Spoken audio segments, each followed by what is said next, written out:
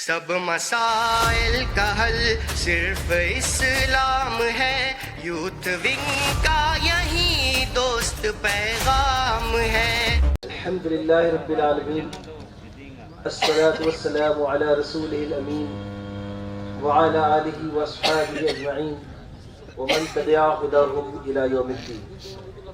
اعوذ باللہ من الشیطان الرجیم، بسم اللہ الرحمن الرحیم۔ ولما بلغ أشده آتيناه حكما وعلما وكذلك نجزي المحسنين وراودته التي هو في بيتها عن نفسه وغلقت الأبواب وقالت هيت لك قال معاذ الله إنه ربي أحسن مثواي إنه لا يفلح الظالمون وَلَقَدْ هَمَّتْ بِهِ وَهَمَّ بِهَا لَوْلَا أَن رَّأَىٰ بُرْهَانَ رَبِّهِ كَذَٰلِكَ لِنَصْرِفَ عَنْهُ السُّوءَ وَالْفَحْشَاءَ إِنَّهُ مِنْ عِبَادِنَا الْمُخْلَصِينَ۔ صدق اللہ العلی العظیم۔ إِنَّ اللَّهَ وَمَلَائِكَتَهُ يُصَلُّونَ عَلَى النَّبِيِّ يَا أَيُّهَا الَّذِينَ آمَنُوا صَلُّوا عَلَيْهِ وَسَلِّمُوا تَسْلِيمًا۔ اللهم صل على سيدنا نبينا مولانا محمد وعلى آله وأصحابه وبارك وسلم۔ رب اشرح لي صدري ويسر لي أمري واحلل عقدة من لساني يفقهوا قولي۔ محترم سامعین کرام، آپ کے سامنے سورہ یوسف کی آیت نمبر 22، 23 اور 24 کی تلاوت کا شرف حاصل ہوا ہے۔ ہم نے یہاں سورہ یوسف کی ان آیات کا انتخاب کیا نوجوانوں کی اس عظیم کانفرنس کے افتتاح کے موقع پر۔ اللہ رب العزت نے قرآن مجید میں واحد نبی، یعنی ایک ایسے نبی اور واحد اکیلے ایسے نبی جناب یوسف علیہ السلام کا تذکرہ قرآن مجید میں اس طرح فرمایا کہ ان کی پوری مکمل زندگی کا احاطہ ایک ہی سورہ میں فرما دیا گیا۔ اور جناب یوسف علیہ السلام کی زندگی کے اہم ترین واقعات اور وہ واقعات کہ جس میں رہتی دنیا، رہتی انسانیت، قیامت تک جتنے انسان ہوں گے ان کے لیے ہدایت اور رہنمائی کا سامان موجود ہے، ان سارے واقعات کو قرآن مجید میں محفوظ فرما دیا۔ اب اس میں ایک بیٹے کی حیثیت سے، ایک چھوٹے بچے کی حیثیت سے کیا نمونہ ہے حضرت یوسف علیہ السلام کی زندگی میں، وہ وہاں موجود۔ ایک نوجوان کی حیثیت سے نوجوانوں کے لیے کیا ہدایت اور رہنمائی ہے، وہ سورہ یوسف میں موجود۔ ایک بہت ہی منجھے ہوئے سیاستداں کی حیثیت سے کیا رہنمائی ہے، ایک پولیٹیشین کو کیسا ہونا چاہیے، سورہ یوسف کے حوالے، جناب یوسف کے حوالے سے وہ سورہ یوسف میں موجود۔ اور ایک جیل کے قیدی کی حیثیت سے کیا نمونہ ہونا چاہیے، وہ سورہ یوسف میں موجود۔ اور ایک داعی کی حیثیت سے ایک مومن کا کردار کیا ہونا چاہیے، وہ سورہ یوسف میں موجود۔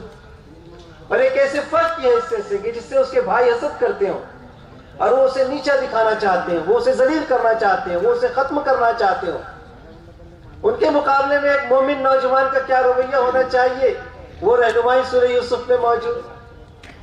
یہاں ان تمام رہنمائیوں اور ہدایات میں سے ہم نے جو منتخب کیا ہماری اپنی اس کانفرنس کے حوالے سے بھی کہ ایک نوجوان کا کردار کیا ہونا چاہیے۔ اگر اس وقت کی مصر کی تاریخ آپ پڑھیں تو معلوم ہوگا کہ وہ ایک بہت ہی سویلائزڈ تہذیب، بہت ہی مالدار لوگ، بہت ہی سمجھدار اور سلجھے والے، سیاست میں بہت زیادہ آگے، جن کی اپنی سماجی زندگی بھی بتایا جاتا ہے کہ بہت اونچے معیار پر تھی، ان کا اپنا معیار زندگی بہت بلند تھا۔ لیکن کسی بھی قوم کی ترقی کا راز ان کی بلڈنگز، ان کی عمارتوں میں، اور ان کی ایجادات اور ان کی ترقی جو بظاہر راستوں اور محلوں میں نظر آتی ہے اس سے نہیں ظاہر ہوتی، بلکہ ان کے اخلاق و کردار سے سمجھ میں آتی۔ تو معلوم ہوا کہ اخلاق و کردار کے حوالے سے اس وقت مصر کی جو تہذیب تھی وہ انتہائی گری ہوئی، انتہائی ذلیل ترین تہذیب تھی. لہذا جناب یوسف علیہ السلام جب کنویں سے نکل کر مصر پہنچے اور مصر کے بازار میں بک کر وہ عزیز مصر کے گھر میں آ گئے، تو عزیز مصر نے اپنی بیوی سے یہ بات کہی، اور تفسیر کی کتابیں میں ان کی بیوی کا نام زلیخا آتا ہے، تو ہم بھی زلیخا نام لیں گے ابھی، کہ زلیخا کو کہا کہ دیکھیے یہ بچہ بہت سمجھدار، بہت قابل، وہ تو جو ہونہار ہوتے ہیں، بہت ذہین ہوتے ہیں، بہت قابل ہوتے ہیں، وہ تو چہرے سے سمجھ میں آ جاتے ہیں. عزیز مصر نے پہچان لیا کہ یہ بچہ واقعی کچھ خاص ہے، کچھ الگ ہے ذرا سب سے، اور کہا کہ کیوں نہ ہو کہ ہم اس بچے کی تربیت کریں اور پھر اسے بیٹا بنا لیں. لیکن آپ دیکھیں کہ مصری تہذیب کی، اس کے کلچر کی یہ علامت کہ وہی عزیز مصر کی بیوی کہ جو جناب یوسف کو ایک بیٹے کی طرح پال کر اپنے ساتھ رکھ کر وہ بہت کچھ اور حاصل کر سکتی تھی ان سے، قرآن مجید نے یہ بات بتائی کہ اس عورت نے اس نوجوان، جب یوسف بڑے ہوئے اور نوجوانی کی عمر کو پہنچ گئے تو اس پر ڈورے ڈالنا شروع کر دیا اور اپنی سفلی اور گندی نفسانی خواہش کو جناب یوسف کے ذریعے سے پورا کرنا چاہا. تو قرآن گواہی دیتا ہے، قرآن کہتا ہے کہ اور جب وہ اپنی پوری جوانی کو پہنچا تو ہم نے اسے قوت فیصلہ اور علم عطا کیا، اس طرح ہم نیک لوگوں کو جزا دیتے ہیں. جناب یوسف کا تذکرہ فرمایا کہ جب وہ اپنی پوری جوانی کو پہنچ گئے، وَلَمَّا بَلَغَ أَشُدَّهُ، یعنی اپنی جوانی کی، اپنی صلاحیتوں کی انتہائی بلندی پر پہنچ گئے، اپنی قابلیت کی انتہائی بلندی پر پہنچ گئے، جو کچھ بھی اللہ نے ان کے اندر رکھا تھا جب وہ اس کے کمال کو پہنچ گئے، درجہ کمال کو پہنچ گئے. اور مفسرین نے یہاں پر اشدہ سے یہ بات بھی لی کہ وہ اپنی جوانی کی بھرپور عمر کو پہنچ گئے. اور یہی ہمارا عنوان ہے کہ ہم نے آج جن نوجوانوں کو دعوت دی ہے، جن نوجوانوں کے لیے آج ہم نے یہ کنونشن منعقد کیا ہے، وہ اپنے جوانی کے کمال پر ہیں، بلغ اشدہ، اور ہم نے انہیں حکمت اور علم عطا کیا. یہ اللہ تعالیٰ کی عطا ہے. جب اللہ رب العزت کسی سے کچھ کام لینا چاہتے ہیں، اللہ رب العزت یوسف علیہ السلام کو نبی بنانا چاہ رہے ہیں، یا نبی بنا رہے ہیں، یا نبوت کا اعلان ہونے جا رہا ہے، تو وہ ساری صفات جو ایک نبی کے اندر ہونی چاہیے، ایک پیغمبر اور ایک پروفٹ کے اندر ہونی چاہیے، وہ یوسف علیہ السلام کے اندر بچپن سے پیدا ہو رہی ہیں. یہاں بھی وہ نوجوان جن سے اللہ تعالیٰ کچھ کام لینا چاہتے ہو، جن کی طرف اللہ تعالیٰ کی نگاہ ہو، اللہ ان تمام نوجوانوں کو بھی ایسے حالات ان کے سامنے لاتے ہیں، اللہ تعالیٰ ایسے مواقع ان کے سامنے پیدا کرتے ہیں کہ جس کے ذریعے سے وہ مقصد، وہ کام جو اللہ ان سے لینا چاہتے ہیں وہ آسان ہو جاتا ہے. ایسے میں ان نوجوانوں کی اس کانفرنس میں آمد اور اسٹیٹ کے مختلف ریاستوں سے چن کر یہاں پر جو نوجوان آئے ہیں، ان کے لیے بھی یہ وہی موقع ہے، یہ وہی نقطہ ہے کہ جب اللہ تعالیٰ اپنے بندوں سے کچھ کام لینا چاہتے ہو اور اسے پھر ایسے مواقع فراہم کرتے ہو کہ وہ اپنے آپ کو اس بڑے کام کے لیے تیار کرے. تو جناب یوسف علیہ السلام کے لیے بھی وہ موقع آیا، اور حضرت یوسف علیہ السلام اپنی جوانی کی بھرپور عمر کو پہنچ گئے. اللہ تعالیٰ نے وہ حکم عطا کیا، انہیں علم عطا کیا، اور یہ بات کہ ہم نیک لوگوں کو، محسنین کو ایسی جزا دیتے ہیں، ایسے انعامات، ایسی صلاحیتوں اور ایسے مواقع سے نوازتے ہیں. اور اس عمر میں جب حضرت یوسف پہنچے تو ایک حادثہ ان کے ساتھ ہوا، ایک واقعہ ان کے ساتھ ہوا. اگر آپ یہ جو پوائنٹ، جو نقطہ یہاں پر قرآن نے درج کیا، اس پر تھوڑا غور کریں تو سمجھ میں آئے گا کہ زلیخا یوسف علیہ السلام کو عام دنوں میں بھی اسی طرح کچھ نہ کچھ چھیڑنے کا کام کرتی رہتی ہوگی، یوسف کو اپنی طرف راغب کرنے کا، یوسف کو اپنی طرف متوجہ کرنے کا کام کرتی رہتی ہوگی. اس نے اور بھی کئی مواقع یوسف علیہ السلام کو اس طرح دیے ہوں گے کہ وہ زلیخا کی طرف راغب ہوں، لیکن یوسف علیہ السلام کا مضبوط کردار، ان کے وہم و گمان میں بھی کبھی یہ بات نہیں آئی کہ عورت زلیخا مجھ سے یہ چاہتی ہے. لہذا زلیخا نے وہ آخری قدم اٹھایا اور ایک دن گھر میں اکیلا پا کر انہیں اپنے گھر میں بند کر لیا. اب بند کرنے کے بعد یوسف علیہ السلام سے کہا، قرآن کہتا ہے کہ جس عورت کے گھر میں وہ تھا وہ اس پر ڈورے ڈالنے لگی اور ایک دن دروازے بند کر کے بولی کہ آ جا. اس وقت یوسف علیہ السلام کے بہت آزمائش کا موقع تھا دوستوں. مصر کا کلچر بھی اسی طرح کا. وہ جس گھر میں پل رہے، جس گھر میں رہ رہے، وہ ان کے آقا کی بیوی، گھر بھی بند ہے، کوئی دیکھنے والا نہیں ہے. بہت آسانی کے ساتھ ایسے موقع پہ لوگ موقع کا فائدہ اٹھانے والا کام کر لیتے ہیں. لیکن جناب یوسف علیہ السلام کا یہ مضبوط کردار جو قرآن مجید میں قیامت تک کے لیے ثبت ہو گیا، درج ہو گیا اور ہمارے لیے ہدایت اور رہنمائی چھوڑ گیا کہ حضرت یوسف علیہ السلام نے فوراً کہا کہ خدا کی پناہ. جناب یوسف نے فرمایا کہ معاذ اللہ، اللہ کی پناہ لیتا ہوں میں کہ میرے رب نے تو مجھے اچھی حالت میں رکھا، میرے رب نے مجھے اتنا اچھا مقام عطا کیا، علم دی، حکمت دی، عزت دی، یہاں تک کنویں سے نکال کر مجھے یہاں تک پہنچایا، نبی کے گھرانے میں پیدا کیا، اور میں اپنے رب کے ساتھ ناشکری کروں؟ نعوذ باللہ، اللہ کی پناہ اس بات سے. اور پھر فرمایا کہ میرے رب نے تو مجھے بہت اچھی منزلت بخشی اور میں یہ کام کروں. ایسے ظالم کبھی فلاح نہیں پایا کرتے. گویا کہ وہ تمام لوگ کہ جنہیں اللہ رب العزت نے اپنی نعمتوں سے نوازا، انہیں عزت دی، انہیں مقام عطا کیا، سماج میں ایک ان کا مرتبہ ہے، اور پھر وہ اللہ تعالیٰ کی نافرمانی کر کے اپنے آپ کو ذلیل کر لیں، وہ اپنے آپ کو نچلے اسفل سافلین میں ڈال دیں، تو پھر ان کے لیے کامیاب ہونے کا کوئی موقع نہیں. یہاں پھر عرض کر دو دوستوں کہ کامیابی اس بات میں نہیں ہے کہ آپ کتنے دولت مند ہیں، کامیابی اس بات پر نہیں ہے کہ سائنس اور ٹیکنالوجی میں آپ نے کتنی زیادہ ترقی کر لی. اصل کامیابی تو اس بات میں ہے کہ آپ کا اخلاق اور کردار کیسا ہے. اصل کامیابی تو اس بات میں ہے کہ آپ اپنے رب کی شکر گزار بندے ہیں یا نہیں. تو رب کی سب سے بڑی ناشکری یہ ہے کہ رب کی نعمتوں سے فائدہ تو اٹھایا جائے لیکن اس کی نافرمانی کی جائے، دھڑلے سے کھلم کھلا اس کی عدم اطاعت کی جائے، اس کی اطاعت نہ کی جائے، اس کی فرمانبرداری نہ کی جائے، اور کھلم کھلا گناہ کے کام کیے جائیں. قرآن آگے مزید گواہی دیتا ہے اور کہتا ہے کہ پھر اس کی جب یوسف نے یہ کہا کہ اللہ کی پناہ میں ایسا کام کروں، تو وہ عورت اس کی طرف بڑھی.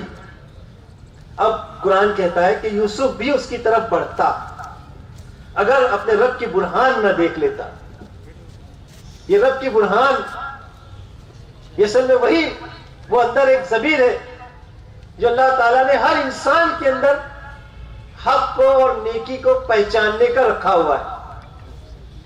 دنیا کا برے سے برا انسان بھی جب برائی کرتا ہے تو یہ سمجھ کے کرتا ہے کہ یہ غلط کام ہے جو میں کر رہا ہوں.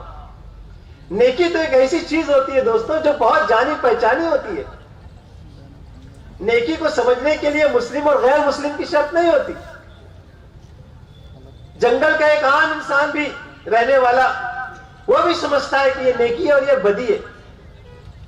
کسی عورت کے اوپر ہاتھ ڈالنا، اس کی عزت کے ساتھ کھلواڑ کرنا، اپنے نفس کی خواہشات کو پورا کرنا، یا کسی عورت کا جو کسی ایسے نوجوان کو جو اپنے دام میں پھنسانا، سارے معاشرے میں یہ بات بری سمجھی جاتی ہے اور غلط سمجھی جاتی ہے. تو یہ برہان ہے، اور یہ برہان یہ جو اندر سے جو نیکی کو پہچاننے کا جو یہ جذبہ ہے نا، یہ جو صلاحیت ہے، یہ مر بھی جاتی ہے جب انسان بار بار جب اللہ کی نافرمانی پر اتر آتا ہے. تو پھر وہ تھا جو ناخوب بتدریج وہی خوب ہوا. تو وہی جو ناخوب ہوتی ہے، جو بدی ہوتی ہے، برائی ہوتی ہے، وہ بار بار کرنے سے جب عادت بن جاتی ہے تو پھر وہ برائی نہیں سمجھی جاتی. آج بھی سماج میں ایسی بہت ساری ایسی چیزیں رائج ہوتی چلی جا رہی ہیں کہ لوگ اب اس کو برائی نہیں سمجھتے. لوگ اپنے خواہش نفس کی تکمیل کے لیے، اپنے نفس کو خوشی اور لذت حاصل کرنے کے لیے یہ سماج اور معاشرے میں جو پھیلی ہوئی بہت ساری برائیاں ہیں، کسی زمانے میں کسی نوجوان لڑکی کے ساتھ تعلق قائم کرنا واقعی بری سمجھا جاتا تھا اور برا ہے. کسی لڑکی کے ساتھ ناجائز تعلق قائم کرنا برا ہے اور برا رہے گا. لیکن اب لوگوں نے بھی اس کو کیا سماج کا، ترقی یافتہ سماج کا ایک حصہ بنا دیا اور اس کو دھیرے دھیرے اتنا اس کی ترویج کی کہ وہ اب برائی محسوس نہ ہو. یہاں پر حضرت یوسف علیہ السلام کو فوراً وہ اندر جو چیز اللہ نے رکھی ہے، ہر ایک کے اندر ایک نور رکھا ہے، وہ نور غالب آیا اور جناب یوسف علیہ السلام فوراً اس سے دور ہو گئے. تو قرآن کہتا ہے کہ یوسف بھی اس کی طرف بڑھتا اگر اپنے رب کی برہان نہ دیکھ لیتا. ایسا ہوا تاکہ ہم اس سے بدی اور بے حیائی کو دور کر دیں، اور در حقیقت وہ ہمارے چنے ہوئے بندوں میں سے تھا. محترم بھائیوں، یہ بات بھی یاد رکھیں کہ جناب یوسف علیہ السلام نبی تھے، پیغمبر تھے. بائبل میں ان کا نام جوزف، وہ پیغمبر تھے. لیکن نبی معصوم ہوتے ہیں، گناہوں سے پاک ہوتے ہیں، لیکن اس کا مطلب یہ نہیں کہ نبی گناہ پر قادر نہیں ہوتے. وہ بھی گناہ پر قادر ہوتے ہیں لیکن کرتے نہیں. اپنے آپ پر ان کا اتنا قابو ہوتا ہے، اتنا کنٹرول ہوتا ہے کہ وہ کرتے نہیں. یہی تو نصیحت ہے ہمارے اندر کہ نبی بھی انسان ہوتے ہیں، لیکن وہ اللہ تعالیٰ سے قربت، اللہ تعالیٰ سے محبت کی بنیاد پر کس طرح اپنے آپ کو بچا لیتے ہیں، کس طرح اللہ پھر ان کی حفاظت کرتے ہیں، ان کی مدد کرتے ہیں. عزیز دوستو، ہمارا اور آپ کا بھی کردار یہ ہونا چاہیے کہ ہم جس راستے میں اب نکل کھڑے ہوئے ہیں، جس طرح اب ہم دنیا میں، معاشرے میں، سماج میں ایک تبدیلی لانا چاہتے ہیں، تو وہ تمام لوگ جن کو دنیا میں کوئی بڑا کام کرنا ہوتا ہے، ان کو بالکل ابتدا سے ہی اپنے اخلاق اور اپنے کردار کی بھی حفاظت کرنی ہوتی ہے. آپ دیکھتے نہیں ہیں کہ ایک شخص جو وہ حکومت اور سیاست کے بہت اونچے مقام پر پہنچتا ہے، بعد میں پھر پچھلا اس کا کوئی پرانا ویڈیو آتا ہے کہ دیکھیے فلاں عورت سے اس کے فلاں تعلقات تھے. بعد میں پھر اس کے بارے میں کوئی سٹوری چھپتی ہے کہ دیکھیے اپنے جوانی کے دور میں انہوں نے یہ گل کھلائے. عزیز دوستو، وہ تمام لوگ جن کو ایک بڑا کام کرنا، بلکہ سارے ہی انسانوں کو، سارے ہی مسلمانوں کو، سارے ہی نوجوانوں کو بالکل ابتدا سے اپنے اخلاق کی اور اپنے کردار کی حفاظت کرنی ہوتی ہے. اور یہ وہی چیز ہے کہ جس کو اللہ کے رسول صلی اللہ علیہ وسلم نے ایک بڑا جہاد قرار دیا. ایک تو جہاد وہ ہے جو میدان میں ہوتا ہے برائی کے خلاف، اور ایک جہاد وہ ہے جو اپنے اندر اپنے نفس کے ساتھ ہوتا ہے. اور یہ رات دن یہ نفس ہم کو برائی پر ابھارتا ہے. اور یہ سماج، یہ معاشرہ جس کے اندر ہم دیکھ رہے ہیں کہ آج صبح اٹھتے ہی جب ہم موبائل اپنا کھولتے ہیں تو پھر ہمارے سامنے ایسی تصاویر آتی ہیں. اور انٹرنیٹ نے آج جب کہ برائی کو بالکل آسان کر دیا، ایسے میں اپنے نفس پر کنٹرول، اپنے نفس پر قابو ہی ہم کو، ہمارے اخلاق اور ہمارے کردار کی حفاظت کر سکتا ہے.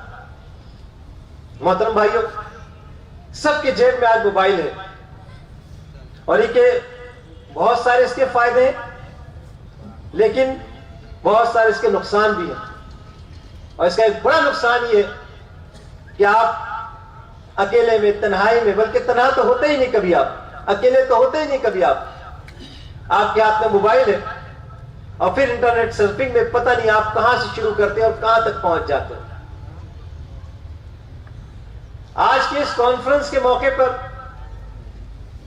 اگر واقعی آپ اللہ اس کے رسول کی رضا کے خاطر یہاں پر حاضر ہوئے تو ایک عہد کر کے یہاں سے جائیں کہ جس طرح ہم نے اپنے آپ کو اور اپنے نفس کو مسلمان بنانے کی کوشش شروع کی ہے، ہم اپنے موبائل کو بھی مسلمان بنائیں، موبائل کو بھی اللہ کا اطاعت گزار بنائیں. اور یہ موبائل کے ذریعے سے جس فتنے میں ہم گرفتار ہو رہے ہیں، جس فتنے میں ہم پڑ رہے ہیں، اور یہ کہ اللہ کے رسول صلی اللہ علیہ وسلم نے فرمایا کہ زنا کہاں سے شروع ہوتا ہے؟ آنکھ سے. نبی کریم صلی اللہ علیہ وسلم نے فرمایا زنا کا آغاز کہاں سے ہوتا ہے؟ آنکھ سے ہوتا ہے، اور پھر ہاتھ اس کی ہاتھ اور پیر اس کی تصدیق کرتے ہیں. تو آنکھ کی حفاظت اگر ہم کر لیں، اپنے آپ کو، اپنی آنکھوں کو ہم گناہ سے بچا لیں، تو یقیناً اس کا اثر ہم اپنے قلب پر، اپنے دل پر محسوس کریں گے، اپنے نفس کو ہم محفوظ کر لے جائیں گے.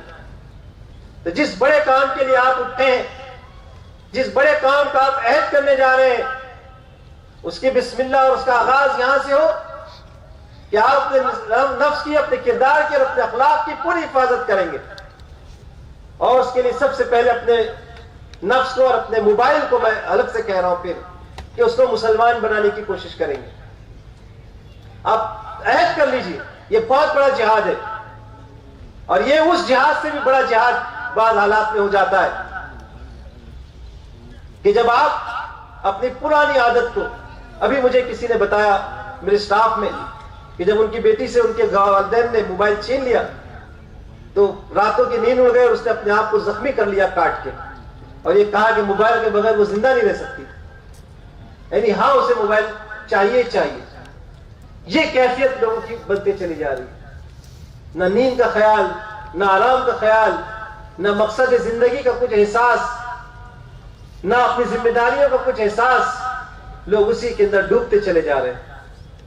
میرے نوجوان دوستو، اپنے اخلاق اور اپنے کردار کی حفاظت کیجیے کہ جس طرح اللہ کے رسول صلی اللہ علیہ وسلم نے اپنے اصحاب کی تربیت فرمائی تھی، اور پھر ان نوجوان صحابہ نے کہ حضور اکرم صلی اللہ علیہ وسلم کا ساتھ دینے والے بالکل ابتدا میں اس وقت جو لوگ تھے، اکثریت اس میں نوجوانوں کی تھی، اور ان نوجوانوں کی تھی کہ جنہوں نے اپنی نوجوانی کا ابتدائی دور، اسلام سے پہلے کا دور، بہت عیش و عشرت کے ساتھ گزارا تھا.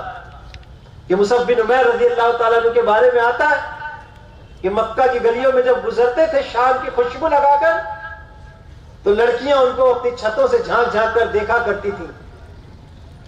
لیکن جب اللہ اور اس کے رسول کی محبت میں گرفتار ہوئے تو اس سارے عیش اور عشرت کو چھوڑ کر ایسے غلام بنے اللہ اور اس کے رسول کے کہ جب اللہ کے راستے میں شہادت نصیب ہوئی تو پہنانے کے لیے ڈھنگ کا کفن بھی نہیں تھا. لیکن حال یہ تھا کہ اللہ کے رسول صلی اللہ علیہ وسلم جناب مصعب بن عمیر کو اپنے ہاتھوں سے قبر میں دفن کر رہے ہیں، اور کہہ رہے ہیں کہ اللہ کے بندوں میں سے کچھ لوگ تو وہ ہیں جنہوں نے اپنی نظر پوری کر دی، اور کچھ لوگ ہیں جو ابھی منتظر ہیں اور انتظار کر رہے ہیں. میرے محترم بھائیوں، نوجوانوں کی خیر یہ مصعب بن عمیر اکیلے نہیں، بلکہ آج بھی پوری دنیا میں، پوری سرزمین میں بے شمار ایسے نوجوانوں کی تعداد ہے کہ جنہوں نے اپنی جوانی کو اللہ کی راہ میں لٹانے کا عہد کیا ہوا ہے. اور وہی امید ہم آپ سے کرتے ہیں. اللہ رب العزت سے ہم دعا کرتے ہیں کہ اللہ تعالیٰ ہمارے نفس کو اتنی طاقت عطا فرمائے کہ وہ اس کا مطیع و فرما بردار بن جائے. ہمارے نفس کو تمام شیطانی وسوسوں سے، شیطان کے ہتھ کنڈوں سے، اور وہ شیاطین جو جنات میں سے بھی ہیں، اور وہ شیاطین جو انسان سے بھی ہیں، جو ہمارے پیچھے لگے ہوئے ہیں اور ہمیں گمراہ کر رہے ہیں، اللہ ہماری ان سب سے حفاظت فرمائے. جب تک کہ زندہ رکھے، اپنی اطاعت پر قائم رکھے، اور جب اس دنیا سے اٹھائے تو اس حال میں اٹھائے کہ ہماری زبان پر اسی کا کلمہ ہو اور اسی کی دین کی خدمت کرتے ہوئے ہم اس دنیا سے رخصت ہوں. ربنا تقبل منا انك انت السميع العليم وتب علينا انك انت التواب الرحيم واخر دعوانا الحمد لله رب العالمين.